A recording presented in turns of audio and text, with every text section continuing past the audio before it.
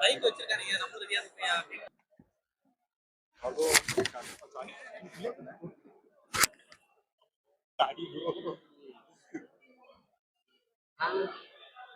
வரும்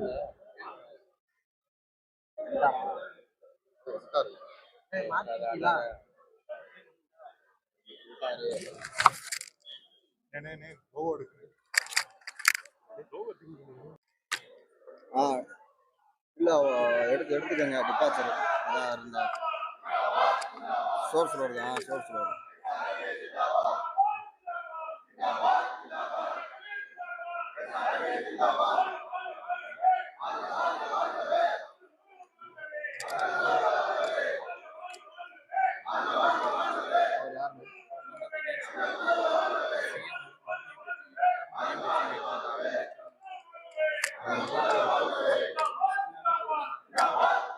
ஏன் அவனை எப்படி எடுக்கிறா மேலே தூக்கி எடுக்கணும்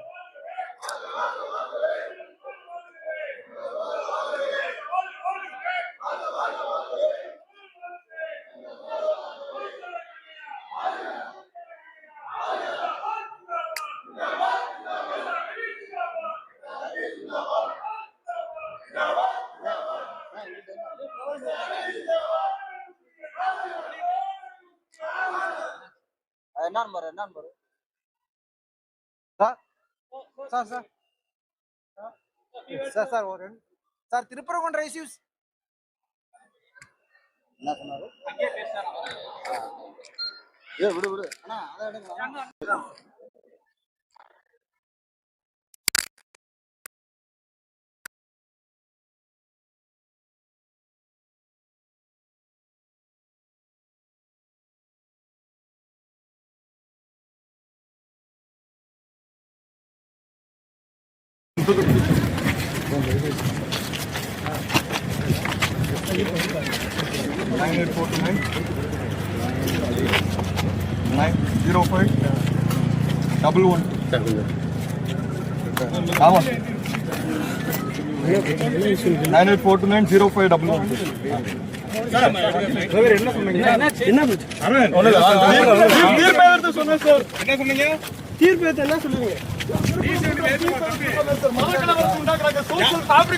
யார் உண்டாக்குறா மதக்கலு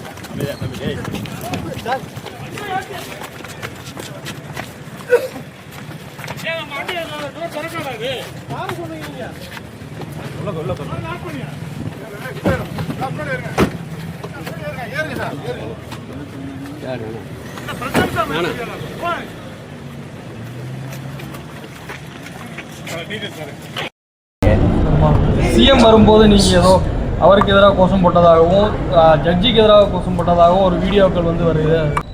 முதலமைச்சர் அவர்கள் இந்த மாநிலத்திற்கு இந்த நாட்டிற்கே ஒரு குரலாக ஒரு மாபெரும் பாதுகாப்பு கவசமாக இருக்கிறார். அவரின் குரல்தான் இந்த மாநிலத்தையும் இந்தியாவையும் வரக்கூடிய காலங்களில் காப்பாற்றக்கூடிய ஒரு குரலாக இருக்கிறது. இந்த நேரத்தில் ஒரு சட்டம் பயிலும் மாணவனாக நான் டெல்லியில் பயின்று வந்து கொண்டிருக்கின்றேன்.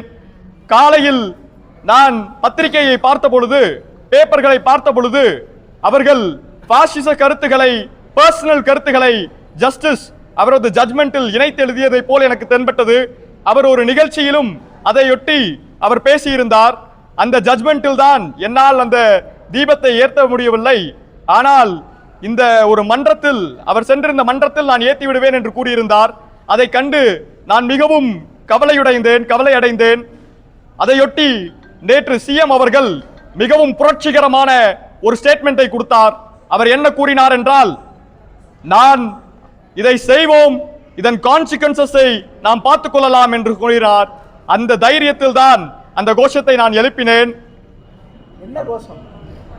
I said that go down, ஒளிக ஒளிக, ஜிஆர் சுவாமிநாதன் ஒளிக என்று சொன்னேன். go down, justice G R Swaminathan go down.